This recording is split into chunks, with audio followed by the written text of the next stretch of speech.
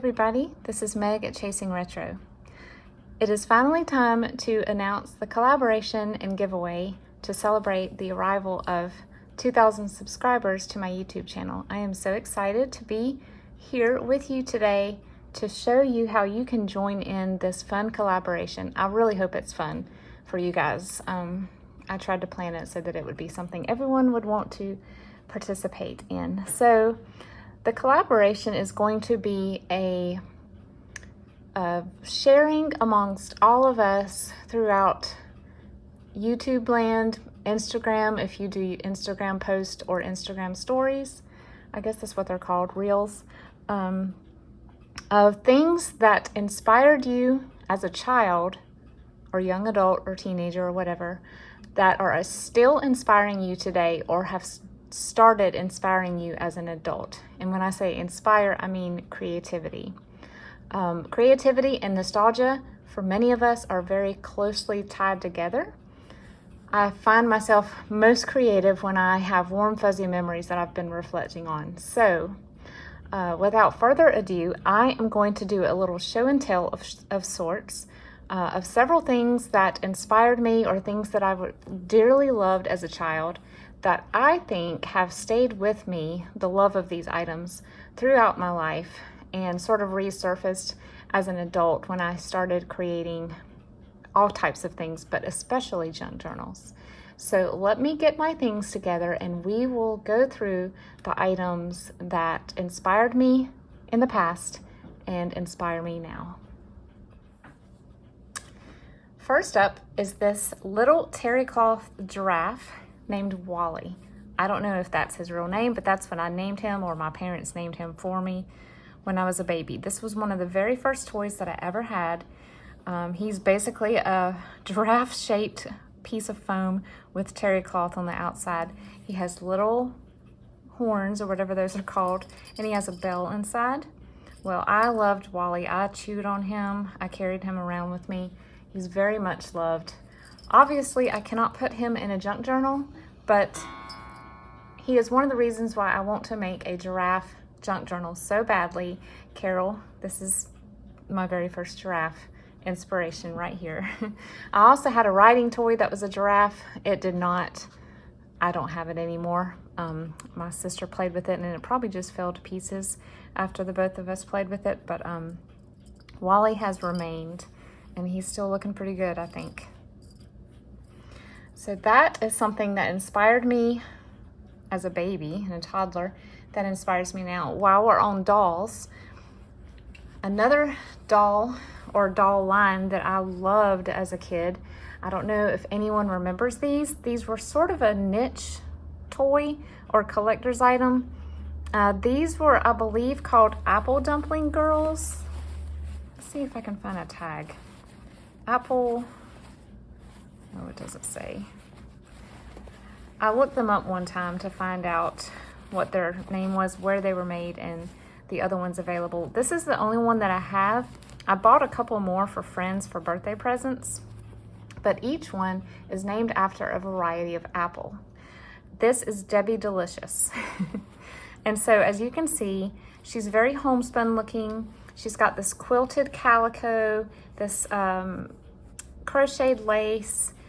She looks like she has a handmade doll. She's got thread for hair that's braided. Her face is, I think, pantyhose. I don't remember if y'all know about those dolls that were made in the 70s and 80s with pantyhose as faces and hands. And then she's stuffed with like a bell shape so she will sit up on her own. But there were other ones in the line. I think there were like 12, but I only had Debbie Delicious. She's not really a playing doll, but I did have her on my dresser for many, many years.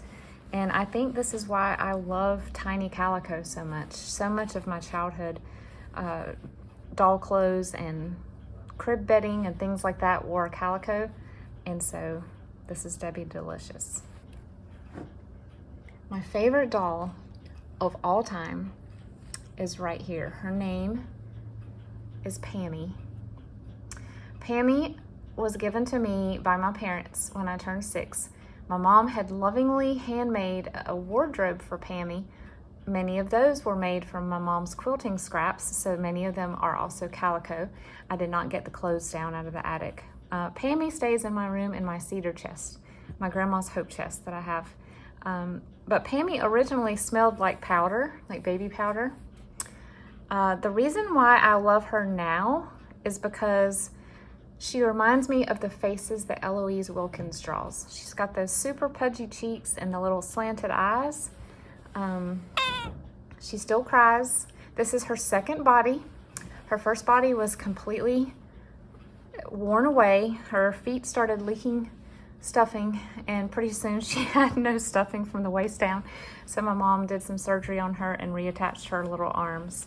Her legs are cloth. This is Pammy. I think her real name was Baby Dear or Baby So Soft or Baby So Real or something like that.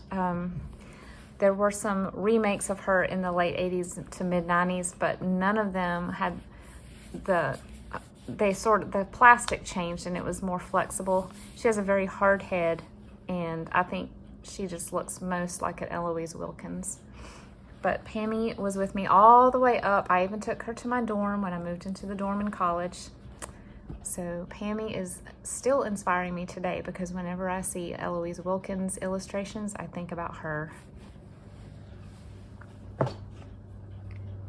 Okay, now, this is just a little brief thing I wanted to show. This is a bib that my mom, I believe it was my mom, it might have been my grandma, crossed it or embroidered for me on gingham, which is really handy because you've already got the blocks to sort of use as a gauge. But it's lined with terry cloth, probably an old towel. And this, I have so many of these things in my keepsake collection that I wore or had as a baby. And so I think that's why I appreciate them so much now when I find them at estate sales and yard sales, because I want to preserve someone's work that was done so lovingly for a baby or a child. And the designs are often so cute. They're usually very anthropomorphic, and I love that.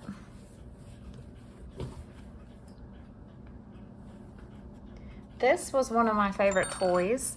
Many of you probably had one. He's called Happy Apple. The stem has been broken off, and it's made by Fisher-Price. I actually played with him in the bathtub because he sort of sunk to the bottom of the tub, and I would, move him around in the water. He's evidently waterproof. So Happy Apple is one of the things that sort of introduced me to anthropomorphic fruits and vegetables and inanimate objects, and I loved it. I think it's cute that they did that for babies. I guess they still do, I don't know. I'm not really going down the baby toy aisle much anymore, but Happy Apple was a staple of babies in the 70s and 80s, I think. So still inspiring me today. I'll see something in a book and I'll say that looks kind of like Happy Apple. Next is vintage children's books. This was not mine. I ended up having to buy a set off eBay about 15 years ago because I had lost the pink of the set. It comes in a set of pink, yellow, and green for the entire story of Alice. My pink was missing, so I ordered another set off eBay. But this is the Super Scope Storyteller series. I've got a few of these in my stash that I want to make journals out of. Not this story, but they came with tapes, and they're excellent. They've got beautiful classical music in the background. I loved books with tapes and records. I listened to them every day during the day. I listened to them at night when I was going to sleep. And I really think that my appreciation for the colors and the illustrations in children's books stemmed from having so many wonderful, beautiful books like this at my fingertips as a kid. Either ones that I owned myself or ones that we got from the library. We were at the library every week. And you could also check out tapes and records back then. But yeah, this type of stuff was very much a part of my childhood, and it still is today.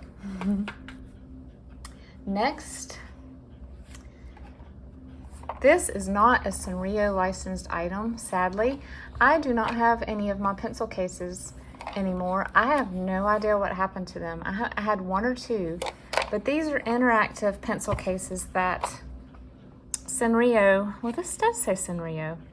Maybe it is. I feel like Sanrio's quality went down in the 2000s, but in the 80s, oh my goodness. If you had one of these, you were so cool. I had one or two, and my cousin and my friends and I would get together and we would sit and lay all of our pencil boxes down and all of our Sanrio pencils, and we would look at them and smell the erasers and then maybe trade a few.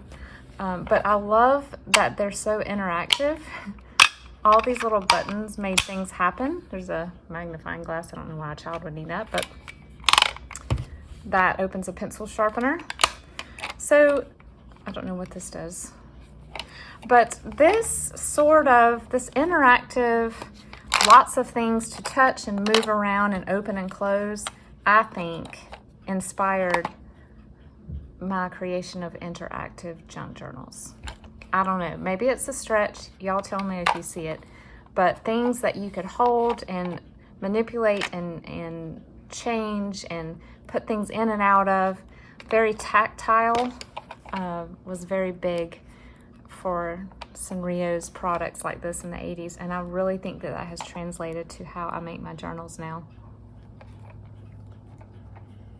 Here is a little purse that I used to carry. This is just a little, I don't know if it's handmade. I don't think it is. I think there's a tag inside. There is. Oh, it does say Handmade by Bestum. I don't know if that's a company or what, but look at the inside, y'all. That is a calico. I would buy this if I saw this in the thrift store now. I have always been drawn to calicos. I remember when I was a kid thinking this purse was so fun and so cute. But the inside was what I liked the best, and I wished that I could put what was here instead of the plain blue. I cannot, but this was one of my favorite little accessories as a kid.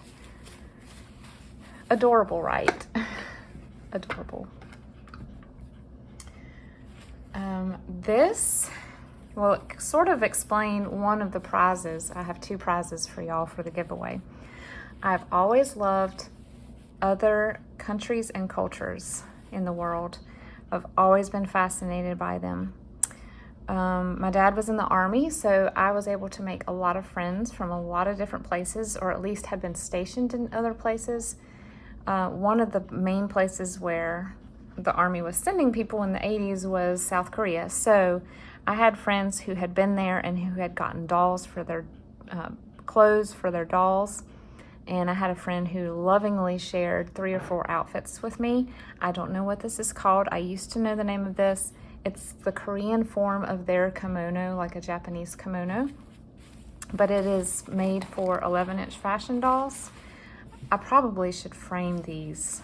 I mean, I think that would be beautiful in a frame. Unfortunately, the edge, it looked like this, but the sleeves, I'm not sure. Just hard play, you know? I put these on and off my Barbies all day long, but still very beautiful. So I am still inspired by things that are from other countries. I love incorporating international papers and images in my journals. So yeah, this was a good representation of that aspect of creativity and journal making. I love vintage jewelry for journals, for topping journals, pinning onto ties, making dangles with. That started way back when with my grandmother. She loved jewelry. This is one of her brooches, and I still wear it. I wear it with my, my blazers and stuff, sweaters. So yeah, whenever I see anything like this, it just reminds me of my grandma, and I pick them up. I don't use my grandma's jewelry, obviously, on my journals unless it's one to keep, but this is just a representation of the fact that my love for old vintage baubles has gone way, way back. Obviously, as you've probably noticed in my journals, my faith is a huge inspiration into my journal making and my creativity. This was a picture of Jesus that I had. I think I got this in Vacation Bible School. It used to have a little thing that helped it set up like a frame, but it broke. So I used to just prop this against my alarm clock and look at it every evening and every morning as I was going to sleep. Obviously, it's had some water damage and just I mean, I think I got this when I was 9. So this is a very good representation of the fact that I really love incorporating my Christian faith into my journals as much as possible. I believe that God is the one who gave us our creativity to begin with, because He is such a beautiful, beautiful creator Himself. And so I wanted to bring this in as a piece to my story. Another thing, back to my grandmother, she loved quotes.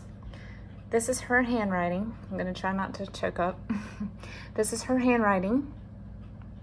She would find quotes that she liked in magazines or books, or she'd hear one in a sermon or on the news or anything, and she'd write it down, and she would cut them apart on some of this computer paper that my uncle would give them to let us grandkids draw on, and she would gather them in envelopes and bring them to me and have me type them up on my typewriter and put them into notebooks for her. I don't know what happened to those notebooks. Sadly, they have just filtered through, and I'm really not sure what happened to those, but I do have a few of these still with her handwriting on it. And I think that's why I like to put so many quotes into my junk journals, because they really, if you have a theme journal, they really bring the theme alive, and they make it so personal. They can be uplifting and encouraging, but they can also be really cute and funny and make you chuckle. And I love it when I can put something like that in one of my journals. So we'll put this with her pen over here. My grandma is obviously a big inspiration, as you can tell. The rest of the items are paper, so I will just show you a little bit at a time. First of all, we've got greeting cards. So all of us love vintage greeting cards, right? We crave them, we look for them at thrift shops and stuff. Well, I have so many of the greeting cards from when I was a kid. This is one of them. It is an interactive card where you could make, well, she's not really gonna do it anymore because she's been played with a lot, but you can make her walk along a table. So this was the strawberry shortcake that I fell in love with. This is the early 80s version of her. And for about 4 years, I lived and breathed strawberry shortcake. I have a strawberry shortcake doll, that blue strawberry kisses. She's still in my hope chest as well. But I wanted just to show you this card to show you that the love of strawberry shortcake goes way back for me. These are both cards from Vacation Bible School, which was a big part of my childhood. I actually accepted Christ as my Savior after VBS commencement on a Friday night when I was 6 years old. They used to send out postcards to let you know it was time for Bible school, and then when you finished the week, you got a certificate showing that you completed VBS for your 3rd grade year or whatever. And I just love the graphics on these. These are, I believe, Baptist Bookstore owned printings. I'm not sure. I don't remember if Vacation Bible School was across denominations or specific to denominations back then, but I have these. Of course, I still go for images like this. I love this type of artwork. Still inspiring me today. This is just an invitation that I got for a birthday party. Please wear a swimsuit. I went to that birthday party when I was 4. So cool that my mom kept all this stuff. And look at this adorable little gingham horse. So this is one of my birthday cards when I turned 2. Another 2-year-old birthday card with the precious cat. I have 2 duplicates of this from 2 different people, so I'm probably going to put this in a personal journal as a touch spot. This is a card my parents got when I was born. Is that not so cute? I thought it looked very 50s. I'm not that old, y'all. This is adorable. It looks like Swiss dot fabric. It's on the back too. Look at that precious picture. Another little polka dot pattern. I love how polka dot and gingham were, those are still some of my favorite patterns. I gravitate to those when I see them on fabric. This is adorable. This has glitter. I don't know if you can see it. So it's like, you know, the glitter, I forgot the name of it, the stuff we use to make glitter on our designs. Same stuff they used to use on greeting cards. This is the cutest thing ever. It's a little birthday card insert that I got from a friend who evidently was just learning how to write her name. These hot pink cards, I love them. They're so 70s. This, I won't open it because it has information inside that's personal, but y'all, this is a postulette, a Hallmark postulette. And I didn't even know what those were, but when I started going through this stuff in later years, I was like, oh, I would love to have this blank card to put in my journals. It's so Holly Hobby looking. And this is a storybook. I don't know if y'all remember these. In the 70s and 80s, American Greetings and Hallmark would do storybooks as cards for kids, and I love them. These little fairies are so cute. I got this from my grandparents. Those are some cards, so obviously those still inspire me. I pick those up whenever I see them out and about. Okay, I'm going to cover up my grandparents' address right here, but this was a book that I made for my grandpa. I don't know why I didn't make it for grandma too, but it's a picture and cloth book, and you'll see why in a moment. Here is a stamp of one of these Shirt Tails characters. I don't know if y'all remember Shirt Tails. Her name was Pammy, and she is who I named my doll after, the doll that I showed y'all earlier. Okay, so I think I was about 5, so ignore any spelling mistakes or randomness. So my mom used to quilt, and she also used to make wreaths, the 80s wreaths with the styrofoam, and then you would gather and ruffle material around it and have like crocheted lace and then have a tie. Yes, my mom was like making those all the time for people. So she gave me some scraps, and I made a little fabric sample book. Y'all, this is so funny. Like, I still do this. I love to make fabric sample pages in my journals. I put a picture of my mom and I up here in the snow, and then here's some more I would love to have this one right here. Beautiful calicos. We had a lot of snow when I lived in North Carolina, and I don't really see this anymore because I'm a little bit further south, but this, I think my mom made me a romper out of this 80s heart, and this was, of course, the muslin that was so popular in the 80s. This is, I said that my mom was taking a picture of me, and then look at that calico, y'all. We even have some vintage tape residue going on here. Last but not least, my mom will make you some wreaths out of this cloth, you know, because all grandpas need wreaths. So obviously I had him covered. I think I actually have this one. And one of Pammy's dresses my mom made was made of this. I loved it. So bright and vivid. So obviously I was making junk journals from a very, very young age. Another thing that I did was I made books. I made construction paper, handwritten, hand-illustrated books. I wanted to make several volumes of this called The World, but I think I only made one. So let me turn it, 1992, so I would have been 12 or so. So this book, again, with my love of other countries, it has a page for every country, and there's I probably copied this out of our Funk and Wagnalls encyclopedia, and then I put a game. I don't know if I made these up or what. I have a word list, because vocabulary is very important. Here's a decoding message. That's intense. And then Canadian provinces. How many words can you make of this? I used to love to do those puzzles. This one has a photograph in it. Egypt, another search, another code for England. France, in India, and evidently I got called away to something at India and did not return. But yeah, this is Culture Publishings Incorporated, New York, New York.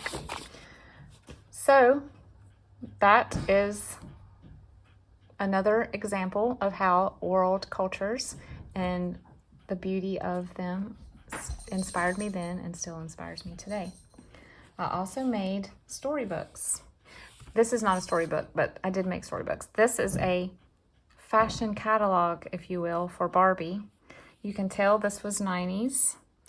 So I think I'll do some throwback to 80s Barbie fashions though. So I am just, y'all, I'm serious. I do make junk journals, but art is not my, this is how I still draw. It's bad. I can draw a strawberry, but that's it. This is just ignore the weird profile faces and the gangly looking limbs that look like they're broken in several places. Just ignore that. So I had Peaches and Cream Barbie and I had Pink Roses Barbie. And so I just went through and I drew my favorite Barbies and the outfits that they had. And I made a catalog. And I was so proud of this book. And I named each outfit, kind of like I named my journals today. I have a hard time selling a journal unless it has a name. I'm not sure this is mine. My sister may have added some things to it. Yeah, I'm pretty sure this is my sis. Hilarious. So yeah, that is a little glimpse into the history of Meg, the very quirky, unusual childhood of Meg, and how all of these things, I believe, led me to the type of creativity that I'm still using today in creating journals. Now, I want to hear from y'all. I am ready for you to join in the collaboration with me. And so I am going to tell you how to do this. If you don't have a YouTube or Instagram account or channel, I guess I should say channel, where you can publish stuff like videos or photo posts, that's fine. You can still participate by leaving me a comment telling me something, one or more items that inspired you as a child and that are still inspiring you today and why. You can be as lengthy as you want to. I will enjoy reading every single word. When you do this, and every other person who does this, even if you make a video or a photo post, please put in your comment or your post the hashtag way back when inspires again. Yes, it rhymes. I'm pretty excited about it. I worked really hard on this hashtag because this is my very first one ever and I wanted it to be super cool. So way back when inspires again. So tell me in a comment, what is something or more than one item that inspired you as a kid that you are still inspired by today and maybe that you incorporate in your art? If you don't have YouTube or Instagram, again, use the hashtag in your comment and tell me that you would like to enter the giveaway and tell me that you subscribe. I'm not going to double check on everybody to make sure they subscribe because I know, like myself, I prefer to keep my subscriptions private. It's just going to be an honor system thing. If you tell me that you subscribe, I'm just going to believe that you subscribe and I'm not going to double check. But I would love you to subscribe. If you do have a YouTube channel or Instagram and want to do a video response, VR, if you will, I just learned what that was recently, you can do a VR and you will get a bonus entry.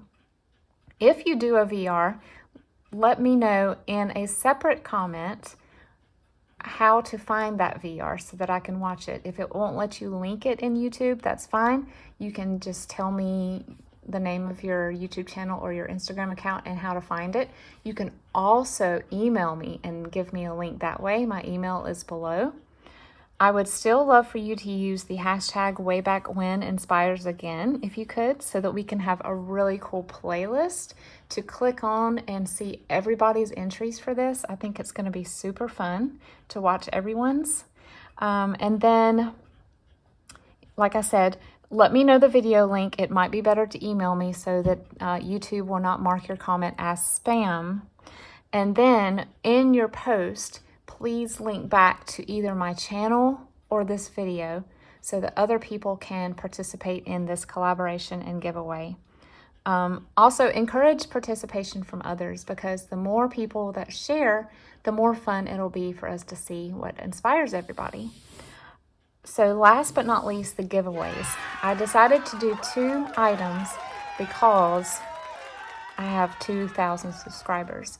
I will be choosing 2 winners, and the winners will not be chosen based on, I'm not going to choose a winner for the YouTube channels and the non-YouTube channels. I'm just going to say that if you have a YouTube channel and leave an extra comment, you get an extra entry. So everybody sort of has 2 YouTube channels may win and 2 non-YouTube channels may win.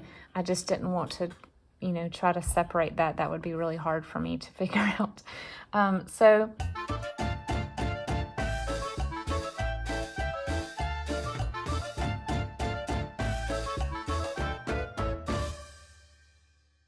The first prize is just a general vintage pack of some of my favorite ephemera. I went through my stash and I put several things in the pack.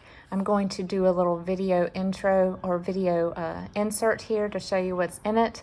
But a few of the things is a piece of a handmade fabric snippet roll that I made. I've got vintage postcards in there. I have a little pink bottle cap, a fabric ruffle.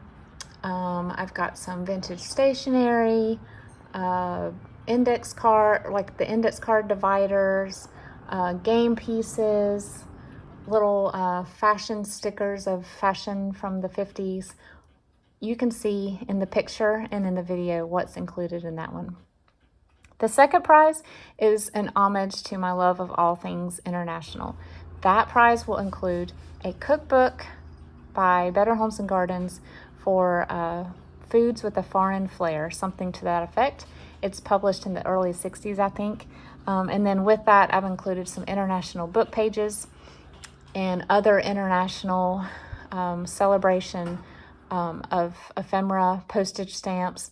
One thing that I did not show in the video, but you can see in the photo, is a receipt from the Netherlands and a page ripped out of a travel journal of a book that a lady who I went to an estate sale, she did travel journals and kept very, very detailed notes of her travels. So I put a page of her notebook in there. Just really fun if you love international things. I'm not going to have everyone tell me which one they prefer. It's just going to be completely random. I really think you're going to like either one if you win either one. So I wanted to make a journal to give away. Time just has not allowed me to do that, but I thought, what is a better way to share with all of my creative friends but to share some of the pieces from my stash that I used to create. So if you would like to, I know this was a lot of information, I will summarize everything in my description box for you to read over and to make sure everything is right. If you get confused, please ask me a question. You can leave a comment and ask, or you can go to my email and send me an email to ask for clarification. I hope I haven't left anything out that you need, any information, but I wanted to go ahead and get this out because I promised it for you this weekend. Again, the hashtag is WayBackWhenInspiresAgain. I cannot wait to hear from all of you. Thanks for sticking with me. This was a long one. I hope you had fun. I had fun sharing some fun memories with y'all, and I can't wait to see yours. See you next time.